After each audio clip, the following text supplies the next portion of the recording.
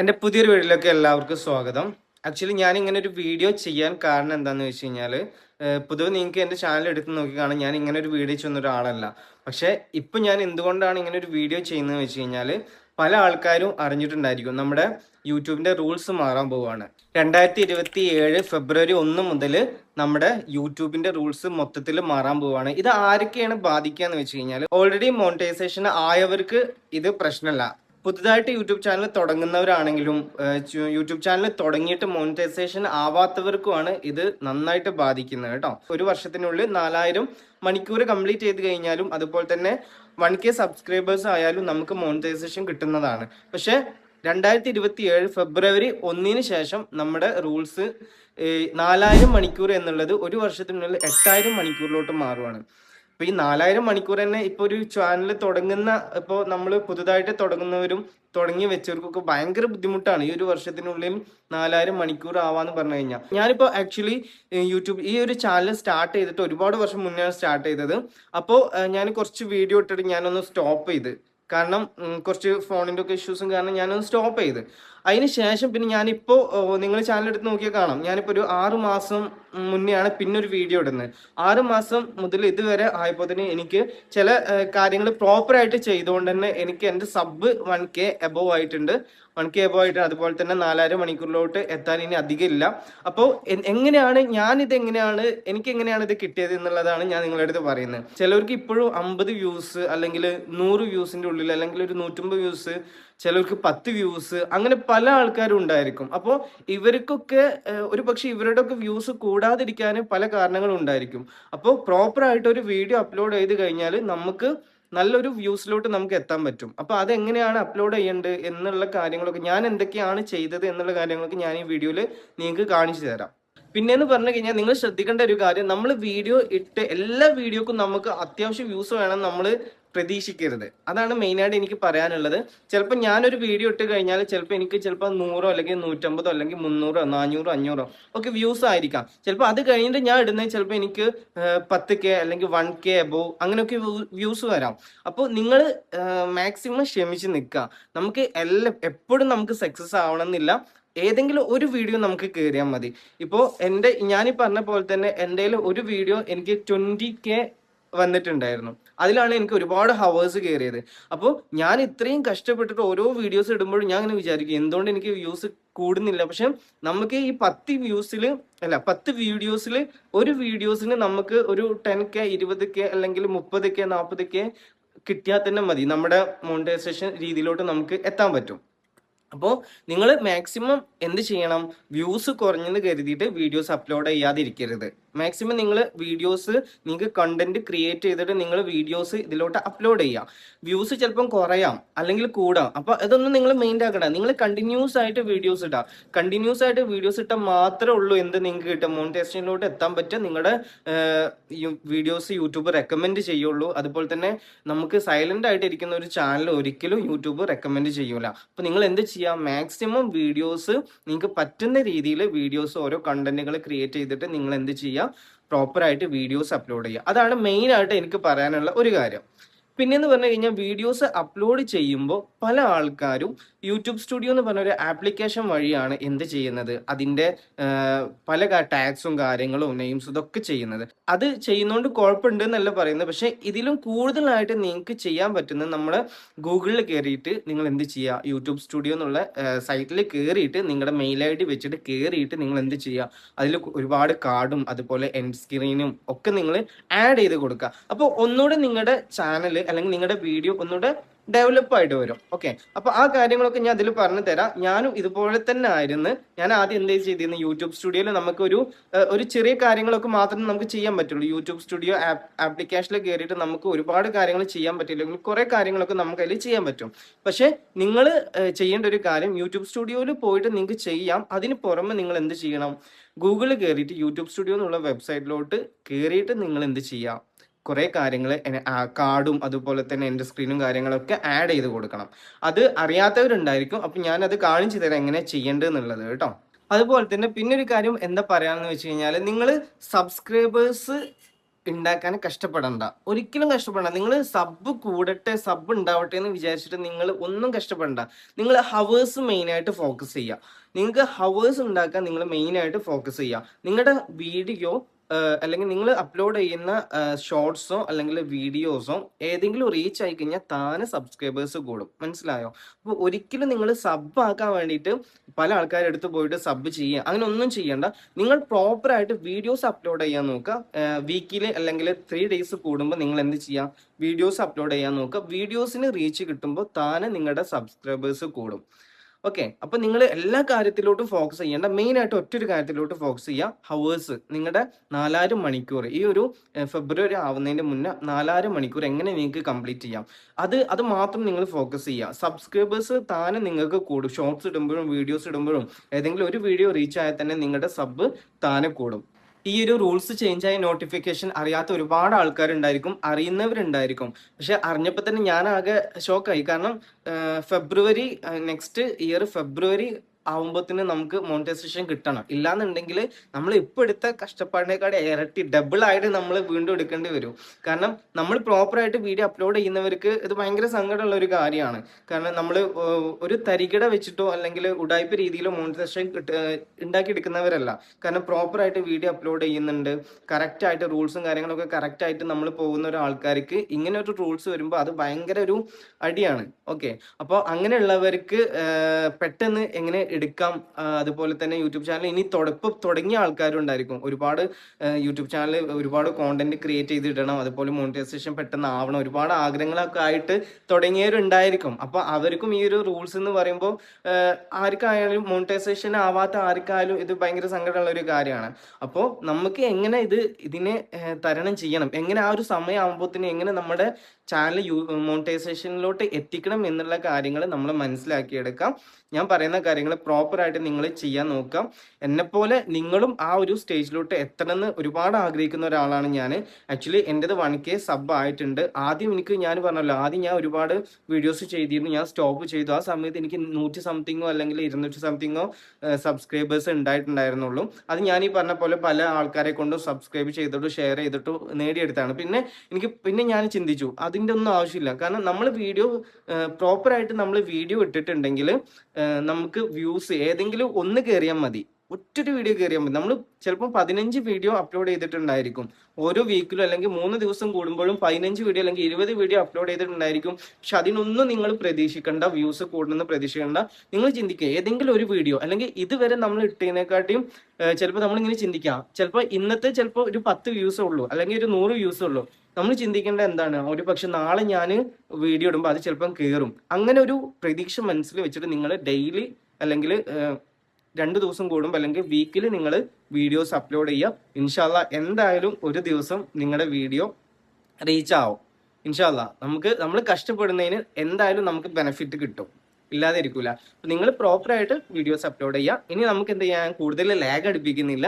ഞാൻ ചെയ്യുന്ന കാര്യങ്ങൾ ഞാൻ നിങ്ങൾക്ക് കാണിച്ചു തരാം. എങ്ങനെയാണ് ഞാൻ വീഡിയോസ് അപ്ലോഡ് ചെയ്യുന്നത്, എന്തൊക്കെയാണ് ഒരു വീഡിയോ അപ്ലോഡ് ചെയ്യുമ്പോൾ എന്തൊക്കെ കാര്യങ്ങളാണ് അറിഞ്ഞിരിക്കേണ്ടത് എന്നുള്ളതൊക്കെ ഞാൻ പറഞ്ഞു തരാം. ഓക്കെ, അപ്പോൾ നിങ്ങൾ വീഡിയോ ഫുള്ളായിട്ട് കാണാം.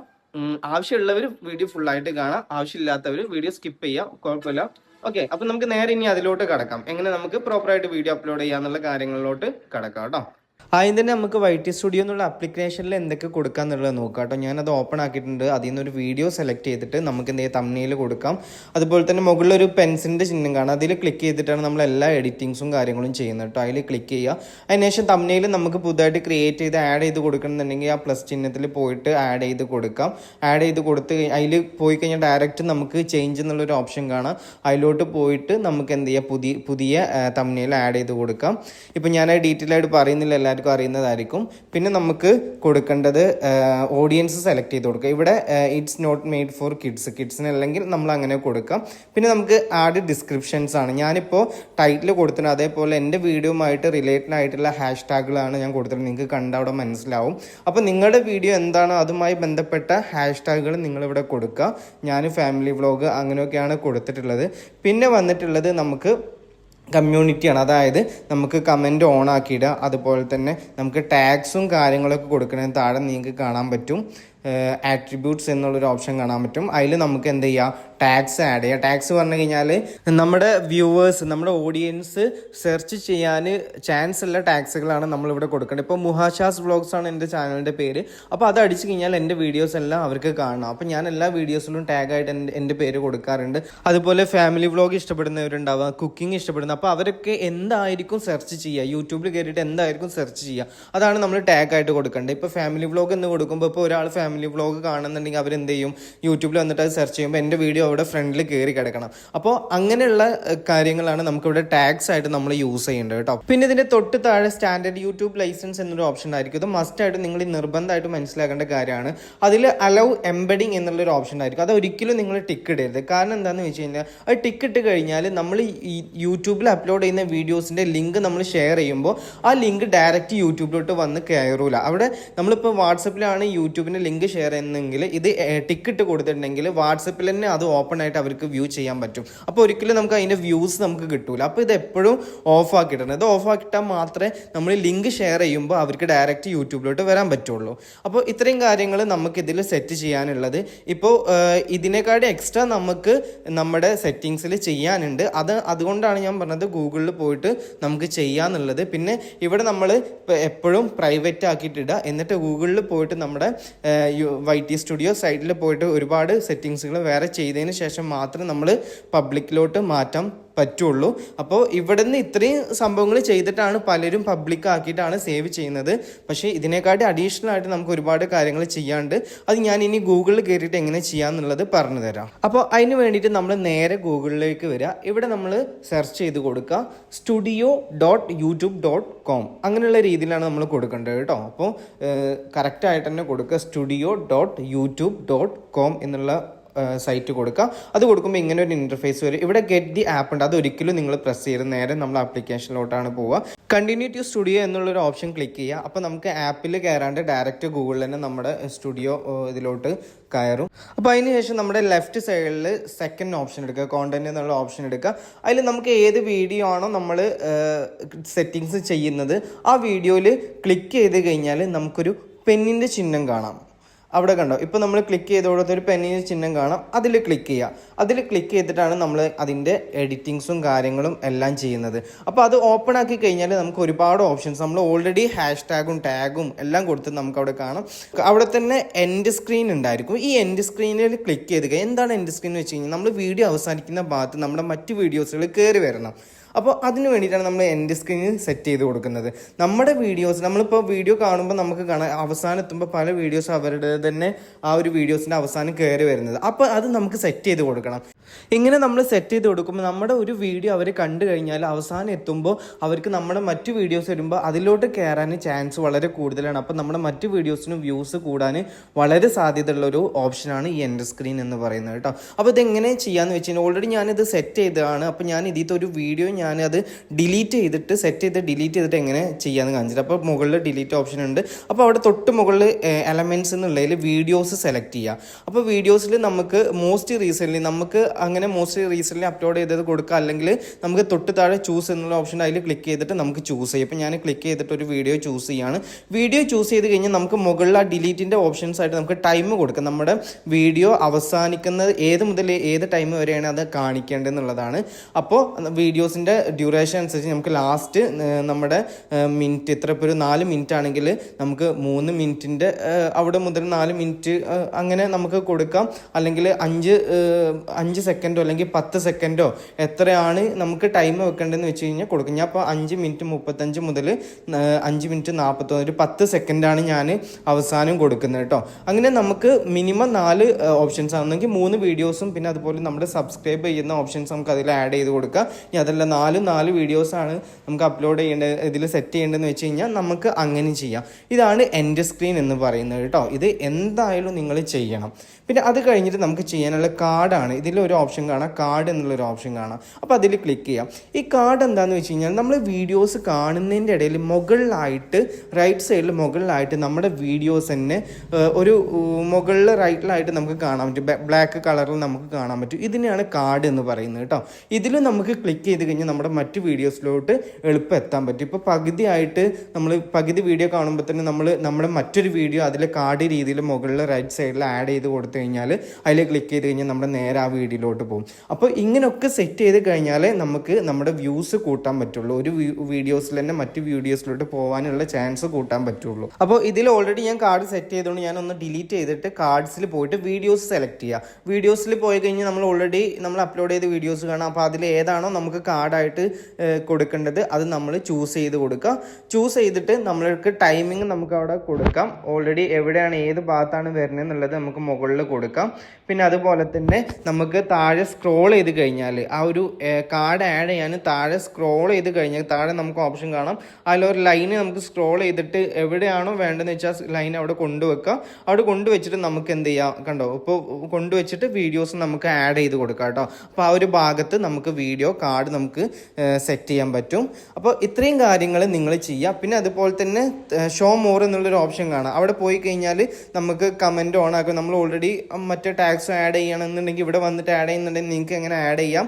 കമൻസും കാര്യങ്ങളും ഓൺ ആക്കുന്ന എല്ലാം നിങ്ങൾക്ക് ഡയറക്റ്റ് YT സ്റ്റുഡിയോയിൽ ആപ്ലിക്കേഷനിൽ ചെയ്യേണ്ട എല്ലാ കാര്യവും നമുക്ക് ഇവിടെയും ചെയ്യാം. അപ്പോൾ ഇവിടെ വന്ന് ചെയ്യുന്നവർക്ക് അങ്ങനെ ചെയ്യാം, അല്ലെങ്കിൽ അവിടെ ചെയ്തിട്ട് ബാക്കിയുള്ള കാര്യങ്ങൾ ഇവിടെ വന്ന് ചെയ്യേണ്ടവർക്ക് അങ്ങനെ ചെയ്യാം. ഇത്രയും കാര്യങ്ങൾ ചെയ്തതിന് ശേഷം മാത്രമേ നിങ്ങൾ എന്ത് ചെയ്യാൻ പറ്റുള്ളൂ, പബ്ലിക്കിലോട്ട് നിങ്ങൾക്ക് മാറ്റാൻ പറ്റുള്ളൂ കേട്ടോ. അപ്പോൾ ഇത്രയും കാര്യങ്ങൾ ശ്രദ്ധിക്കാം. എന്തായാലും നിങ്ങളുടെ വീഡിയോസ് റീച്ച് കിട്ടും, വ്യൂസ് കൂടും, ഇൻഷാ അല്ലാഹ് മോണിറ്റൈസേഷൻ ആവും. അപ്പോൾ എല്ലാം കഴിഞ്ഞതിന് ശേഷം റൈറ്റ് സൈഡിൽ നമുക്ക് മുകളിൽ സേവ് എന്നുള്ള ഓപ്ഷൻ, ഓൾറെഡി ഞാനെല്ലാം ചെയ്തുകൊണ്ടാണ് സേവ് ഹൈഡ് ആയിട്ട് കിടക്കുന്നത്. പുതുതായിട്ട് ഞാൻ അതിലൊന്നും ആഡ് ചെയ്തിട്ടില്ല. അപ്പോൾ അതുകൊണ്ട് തന്നെ ആഡ് ചെയ്ത് കഴിഞ്ഞാൽ മുകളിൽ സേവ് എന്നുള്ളൊരു ഓപ്ഷൻ നിങ്ങൾക്ക് കാണാൻ പറ്റും. അവിടെ പോയിട്ട് നിങ്ങൾ എന്ത് ചെയ്യുക, സേവ് ചെയ്യുക കേട്ടോ. അപ്പോൾ ഞാൻ പറഞ്ഞ കാര്യങ്ങൾ എല്ലാവർക്കും മനസ്സിലായെന്ന് വിചാരിക്കുന്നു. വീഡിയോസ് അപ്ലോഡ് ചെയ്യേണ്ട കാര്യങ്ങളൊക്കെ നിങ്ങൾ നോട്ട് ചെയ്ത് വെക്കുക, മനസ്സിലാക്കി വെക്കുക. ഈ ഒരു രീതിയിൽ നിങ്ങൾ വീഡിയോ അപ്ലോഡ് ചെയ്ത് കഴിഞ്ഞാൽ ഇൻഷാ അല്ലാഹ് എന്തായാലും നിങ്ങളുടെ ഏതെങ്കിലും ഒരു വീഡിയോ അല്ലെങ്കിൽ ഒന്നിൽ കൂടുതൽ വീഡിയോസ് ക്ലിക്കാവും, നിങ്ങളുടെ ചാനൽ മോണിറ്റൈസേഷൻ ആവും. എനിക്ക് നല്ല ഉറപ്പുണ്ട്. എൻ്റെതും ആവും, നിങ്ങളുടെ നമ്മളുടെ എല്ലാവരുടെതും ആവും. ഇൻഷാ അല്ലാഹ് ഈ ഒരു ഫെബ്രുവരി ആവുന്നതിന് മുന്നേ തന്നെ നമ്മളെല്ലാവരും ഈ ഒരു രീതിയിലോട്ട് എത്തണം എന്ന് ഞാൻ ദുആ ചെയ്യുവാണ്. ഇൻഷാ അല്ലാഹ് നമുക്ക് പുതിയൊരു വീഡിയോ ആയിട്ട് വീണ്ടും വരാം. അപ്പോൾ അതുവരേക്കും ബൈ.